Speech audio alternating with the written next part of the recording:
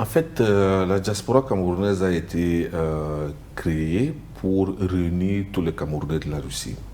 Parce que avant la création de notre diaspora, nous avons déjà beaucoup d'associations. Nous avons des associations des Camerounais de Moscou. En Moscou, il y en avait même plusieurs. L'association des doyens, l'association des étudiants.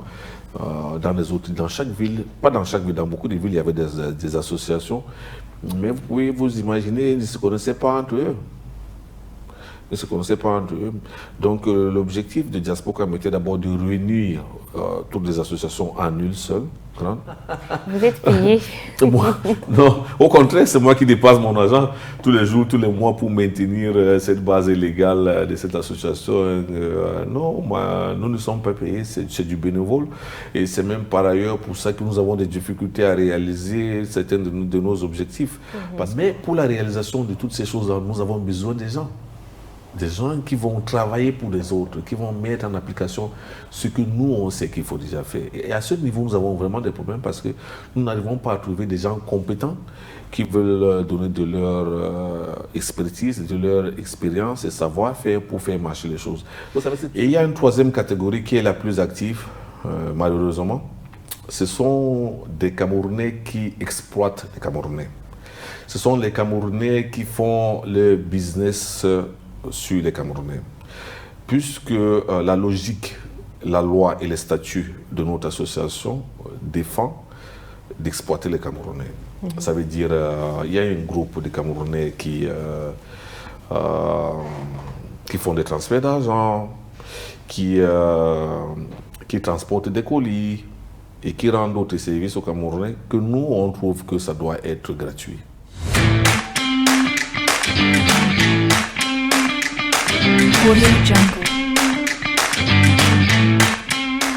Monsieur Luis, vous êtes président de la diaspora camerounaise. Mais quels sont les objectifs de cette communauté? En fait, la diaspora camerounaise a été créée pour réunir tous les Camerounais de la Russie. Parce que avant la création de notre diaspora, nous avons déjà beaucoup d'associations. Nous avons des associations des Camerounais de Moscou. En Moscou, il y en avait même plusieurs. L'association des doyens, l'association des étudiants. Dans chaque ville, pas dans chaque ville, dans beaucoup de villes, il y avait des associations. Mais vous pouvez vous imaginer, ils ne se connaissaient pas entre eux. Ils ne se connaissaient pas entre eux. Donc l'objectif de Diaspora était d'abord de réunir toutes les associations en une seule grande. Pour que, si par exemple un Camerounais de Moscou veut voyager pour Saint-Pétersbourg, il ne commence pas à réfléchir, à chercher, c'est qu'il peut contacter le président de Saint-Pétersbourg et avoir des opportunités. Si un Camerounais de la ville de Oufa veut faire des études à Belgorod, il sait qu'il peut contacter le président de Belgorod qui va lui donner toutes les informations nécessaires pour se déplacer à Belgorod. Donc ça facilite les choses quand les gens se connaissent entre eux et quand les gens se voient entre eux, font connaissance. Et c'est pour ça que chaque année, on fait une réunion. Là, on rassemble les présidents des villes et nous sommes présentement dans 40 villes de la Russie. Dans la moitié des villes, nous avons nous-mêmes créé des associations qui n'existaient pas auparavant. Et une fois par an, on se retrouve, on fait une conférence pour voir pour faire le bilan de l'année passée, faire le plan pour l'année qui vient, faire connaissance, parce que les présidents changent aussi d'année en année, boire quelque chose ensemble, manger, boire, s'amuser et se rapprocher. Et au cours de l'année, on peut travailler ensemble, on peut s'entraider sur plusieurs choses, quoi. Donc ça, c'était l'un des buts de l'association. Le deuxième but, c'était de créer une plateforme légale. Et ça, c'est très important. Une plateforme légale qui est reconnu par le gouvernement russe et par le gouvernement camerounais. Et ça, Diaspora Cameroun a réussi à faire. Nous sommes légalement enregistrés depuis 2022 et nous sommes bien entendu reconnus à l'ambassade du Cameroun, au ministère des Affaires étrangères du Cameroun. Nous travaillons étroitement avec beaucoup de ministères au Cameroun, en particulier avec le ministre de la Jeunesse, avec lequel nous avons eu des vidéoconférences en ligne avec la communauté camerounaise. Donc le deuxième but, c'était de créer une plateforme légale. Parce que quand vous êtes légal, vous pouvez faire beaucoup de choses. Vous pouvez écrire des lettres qui ont une force juridique. La troisième chose, c'est de promouvoir les relations économiques entre la Russie et le Cameroun. C'est-à-dire d'aider les Russes qui veulent investir au Cameroun et des Camerounais qui veulent faire du business avec la Russie. Oui. Et le quatrième but, je dirais, c'est promouvoir l'image du Cameroun en Fédération de Russie et l'image de la Russie aussi au Cameroun. Donc ça, c'est les 4 objectifs. Voilà. Ça, c'est très intéressant, surtout que c'est plus lié à ces étudiants, à tous ces businessmen, donc à toute personne qui vient du Cameroun et qui se rend en Russie. Voilà. Est-ce que vous remplissez, par exemple, le rôle de l'ambassade, ou c'est plus dans le milieu social, ou c'est plus avec les gouvernements? Comment ça se passe? Non, pas du tout. Vous savez, l'ambassade, c'est l'État du Cameroun en Fédération de Russie. Donc, l'ambassade, à mon avis, fait tout ce qui entre dans le cadre de l'accompagnement des Camerounais qui vivent en Fédération de Russie. Ça veut dire qu'on les aide à avoir des cartes consulaires, des passeports, ils font des visas et beaucoup d'autres choses que nous, on ne fait pas. Parce que nous ne sommes pas une compagnie étatique. Nous sommes une association des Camerounais qui vivent en Russie. On s'est rassemblés entre nous pour essayer de réaliser les 4 objectifs dont j'ai parlé tout à l'heure. Bien entendu, nous coopérons avec l'ambassade, puisque par exemple, il y a par exemple nos frères qui sont dans des villes éloignées, qui veulent faire des passeports, ils ne savent pas comment ça se passe. On appelle l'ambassade, on demande, on donne des conseils, ou bien parfois, il y a certains qui ont des problèmes, ils sont dans des camps de détention, ils ne savent pas comment joindre l'ambassade. Ils nous appellent par exemple, on informe à l'ambassade qu'il y a des Camerounais qui sont dans des difficultés dans telle ou telle autre chose. Bien parfois, quand il y a des morts, il faut transporter des corps au Cameroun et c'est avec l'ambassade qui peut délivrer, les laisser passer. On contacte aussi l'ambassade pour les informer. Donc, nous coopérons avec l'ambassade, mais nous ne sommes pas une entité de l'ambassade. Nous ne sommes pas financés par l'ambassade. Nous ne sommes même financés par personne, disons ça. Nous sommes autofinancés par les créateurs de l'association et par les membres de l'association. Et nous ne sommes pas du tout l'ambassade et nous ne sommes même pas une continuité de l'ambassade. Nous sommes une organisation communautaire des Camerounais qui n'a rien à faire avec l'ambassade. Ça serait très important que tout le monde ait à comprendre ça, parce que souvent on va confondre les deux parties. Oui. L'ambassade, c'est une représentation légale de l'État. Les ambassadeurs sont des représentants, je dirais, légaux de nos présidents, de nos chefs d'État. Et ce n'est pas à confondre avec ces organisations que nous avons créées, que vous avez créées pour le bien de la société africaine. Voilà. Et dont tous les Camerounais sont invités à faire partie. À faire partie. Non, surtout que quand vous dites faire partie, on ne va pas comprendre qu'on sera payé. Vous êtes payé. Moi, non, au contraire, c'est moi qui dépasse mon argent tous les jours, tous les mois pour maintenir cette base légale de cette association. Non, nous ne sommes pas payés, c'est du bénévole. Et c'est même par ailleurs pour ça que nous avons des difficultés à réaliser certains de nos objectifs. Parce qu'en fait, nous avons une très bonne feuille de route, nous avons un très bon plan, nous savons ce qu'il faut faire pour le bien-être de notre communauté. Nous savons que nous devons faciliter des gens à avoir plus de bourses, faciliter la communication pour sensibiliser les gens, comment avoir plus de bourses, ou bien ceux qui sont venus et qui paient les études, qui peuvent bénéficier des bourses. Nous savons que nous devons aider nos citoyens à avoir des emplois ici, ceux qui étudient, ceux qui ont terminé les études, ou bien ceux qui veulent venir travailler. On aimerait bien les faciliter à avoir les emplois. Nous savons que nous devons informer à nos citoyens des lois en vigueur en Fédération de Russie pour qu'ils ne se trouvent pas dans des situations où ils ont enfreint les lois parce qu'ils n'étaient pas en connaissance de ces lois. Nous savons que nous devons aider nos frères à comprendre comment travaille l'ambassade et quels sont les services qu'ils peuvent bénéficier l'ambassade du Cameroun. Et nous savons aussi que nous devons montrer les opportunités que la Russie offre aux Africains à nos frères pour qu'ils puissent en bénéficier et plein d'autres choses encore. Mais pour la réalisation de toutes ces choses-là, nous avons besoin des gens. Des gens qui vont travailler pour les autres, qui vont mettre en application ce que nous, on sait qu'il faut déjà faire. Et à ce niveau, nous avons vraiment des problèmes parce que nous n'arrivons pas à trouver des gens compétents qui veulent donner de leur expertise, de leur expérience et savoir-faire pour faire marcher les choses. Vous savez, c'est seulement tout le monde qui veut bénéficier, c'est tout le monde qui vient chaque jour. On a un bureau d'accueil avec un téléphone qui travaille 24 heures sur 24, une boîte email, WhatsApp et tout. Et des gens, ils appellent et comme si on était obligé de les répondre. Quand on leur demande de venir travailler, personne ne veut travailler. Personne ne veut travailler. Alors que si nous, on ne travaillait pas, personne ne devait aussi bénéficier de ce qui se passe. On peut encore faire bénéficier plus. Mais pour ça, nous avons besoin des gens qui sont prêts à donner de leur temps pour se développer. Et si on a un grand problème, certains, quand ils voient comment on travaille, pensent que nous sommes payés, ils sont intéressés à venir travailler. Dès qu'on leur dit que c'est du bénévole, ils disparaissent. Mais dès que ces gens-là ont un problème, ils retournent chez nous, les premiers. Exactement, surtout dernièrement, il y a eu un événement très triste, surtout lorsqu'il y a eu la noyade de jeunes Camerounais. Bien sûr, c'est du bénévolat, mais je pense que vous avez eu à intervenir ou vous aurez toujours à intervenir en ce qui concerne ces cas et surtout pour toute la communauté qui entend de vous suivre. Si, bien entendu, oui. Nous avons lancé des cotisations qui sont encore en cours actuellement pour essayer d'aider les familles des deux défunts. Nous avons malheureusement un Camerounais qui est mort de noyade dans la ville de Tambov. Au début de l'été, et il y a un autre qui est mort dans la ville d'Oufa, il n'y a pas longtemps, toujours par noyade.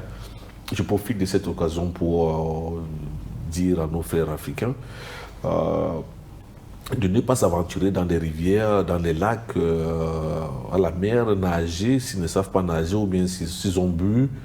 Ou bien je ne sais pas moi quoi, parce que ce n'est pas de la blague, hein, ça se passe très rapidement. Et ce ne sont pas seulement les Noirs qui meurent, hein, beaucoup de gens meurent de noyade en Russie pendant l'été, donc il faut vraiment faire très attention. Oui, dans des cas comme ça, on essaie toujours d'aider pour qu'on transporte le corps au Cameroun. C'est pas seulement dans le côté financier, mais aussi dans le côté des documents, de la documentation, parce que là aussi, il faut des procédures pour exporter, déporter les on donne des consultations aussi pour faciliter, et à la famille et à la communauté. D'accord, c'est un appel et c'est une prévention. D'ailleurs, je dirais, au risque péril, il faut toujours faire de la prudence lorsqu'on va faire ses vacances. Oui, il ne faut pas s'amuser. Je comprends, il fait chaud, on veut se laver, mais c'est mieux, c'est pas de mouiller ses journées et de ressortir rapidement. Exactement, surtout. Il y a un événement que vous êtes en train d'organiser dans la communauté, dans la diaspora camerounaise. De quoi s'agit-il? Nous sommes en préparation de notre événement annuel, mais il sera spécial cette année. Généralement, nous fêtons cet événement en fin de mois de janvier et cet événement est uniquement dédié au président et au vice-président des villes. Cette année, nous allons agrandir le format de cet événement et nous allons jumeler cette fête avec la fête de la jeunesse du Cameroun. Et il y aura l'opportunité à tous les Camerounais et aux amis des Camerounais, à tous nos autres frères africains, aux amis russes, de fêter avec nous cette fête de la jeunesse qui est très importante pour nous et pour notre jeunesse, parce que la majorité des Camerounais en Russie, c'est quand même des jeunes. Donc c'est un appel que vous faites à tous de venir oui, à toute la communauté camerounaise russe, camerounaise particulier, africaine, de participer à cet événement qui aura lieu à Moscou. Et les informations sur ça, les données, comment on fait, on procède? Nous sommes en train de préparer le texte pour faire le test de l'annonce qui sera fait d'ici une semaine dans nos plateformes. Nous avons un très grand groupe sur Telegram qui compte plus de 1200 personnes et nous avons notre site officiel diaspocam.ru où il y aura des informations diffusées et ce sera aussi diffusé à travers les présidents des villes, à travers les communautés, bien entendu. Donc, c'est une fois de plus qu'on nous dit de rester connectés pour ne pas rater de ces grands événements qui se préparent dans la ville de Moscou par la grande communauté de la diaspora camerounaise. Alors, Monsieur Lui, est-ce qu'il y a eu des oppositions par rapport à la diaspora camerounaise? Ce sont de bonnes initiatives qui interviennent dans le milieu social. Ça aide les jeunes, ça aide les Africains. Mais est-ce qu'il y a des gens qui s'opposent, par exemple, à ce que vous faites? Bien entendu. Vous savez, il y a une catégorie de personnes partout dans le monde. Hein. Quand tout le monde dit qu'on va à droite, ils disent que non, on va aller à gauche. On reste là. Oui, ou bien on reste là. Pas parce que rester là ou aller à gauche, c'est bon, mais juste parce qu'ils veulent être opposés à ce que les autres font, quoi. Ça, c'est une partie, une catégorie de personnes. Il y a une deuxième catégorie de personnes, c'est que quand ils voient quelque chose qui est en train d'être fait et qui est bien fait, ça les dérange, je ne sais pas pourquoi, et ils veulent s'opposer. Ils veulent que ça ne se fasse pas, ils veulent que ça s'arrête. Et il y a une troisième catégorie qui est la plus active, malheureusement. Ce sont des Camerounais qui exploitent les Camerounais. Ce sont les Camerounais qui font le business sur les Camerounais. Puisque la logique, la loi et les statuts de notre association défendent d'exploiter les Camerounais. Ça veut dire il y a un groupe de Camerounais qui font des transferts d'argent, qui transportent des colis et qui rendent d'autres services aux Camerounais que nous, on trouve que ça doit être gratuit. Parce que si, par exemple, je voyage pour le Cameroun, j'ai déjà payé pour mon billet d'avion, ça ne me coûte rien de prendre une lettre de mon frère et d'amener au Cameroun. Pourquoi je dois prendre l'argent pour ça? Je ne pense pas que c'est une bonne chose. Et la même chose demain, quand quelqu'un vient du Cameroun, la personne peut aussi aider l'autre à faire ça. Donc, nous ne permettons pas la publicité ou bien les publications dans nos plateformes des gens qui font des services qui sont payants pour les Camerounais, alors que ces services ne les coûtent rien du tout, ça peut être gratuit. Et par conséquent, ces gens-là, ce sont les plus actifs, ce sont les gens qui sont très communicatifs, qui parlent partout, parce qu'ils ont besoin de ça pour vendre les services. Et du coup, on ne les permet pas de le faire dans notre plateforme qui est la plus grande en Russie. Donc, ils voient notre plateforme comme un marché potentiel pour eux. Mais nous, on ne le laisse pas faire parce que dans nos statuts, il est interdit de faire des publicités de ce genre. Si vous allez au Cameroun et vous pouvez prendre des colis ou bien des lettres gratuites, vous êtes le bienvenu. Si vous voulez faire un transfert d'argent au taux Google, ça veut dire un truc gagnant-gagnant, c'est pas un problème. Mais du moment où vous voulez faire de l'argent sur des autres Camerounais, nous on dit non. Ça ne se passe pas comme ça. Ça, c'est d'abord de un. Et de deux, le problème, c'est que ces business ne sont pas légaux. C'est illégal. Et nous n'encourageons rien de ce qui est illégal. C'est aussi dans nos principes. On aimerait sensibiliser les Camerounais, et je dirais même les Africains, à travailler d'une façon légale. Comme je vous disais tout à l'heure dans la première partie de l'émission, l'un des plus grands problèmes des Africains, c'est parce que nous sommes dans l'illégalité. Et certains se plaisent dans ça, ils avancent. Nous, on a dit non. Si on fait une annonce d'une société, ça doit être une société qui est légalisée, soit au Cameroun, soit en Russie. Et du coup, on a beaucoup de gens qui aimeraient bien exploiter la plateforme que nous avons créée, mais ils n'ont pas l'opportunité de le faire parce que ce qu'ils exercent, c'est illégal et on ne les permet pas. Ils deviennent des opposants. Ils nous combattent avec toute la force qu'ils peuvent. Parce qu'on les empêche de gagner de l'argent. Mais ce qui est encore marrant, c'est qu'aucune de ces personnes ne s'est jamais proposée pour travailler même pour la diaspora. Donc, c'est-à-dire que nous avons perdu notre temps, notre argent pour créer cette plateforme et certains veulent en profiter sans rien donner en contrepartie.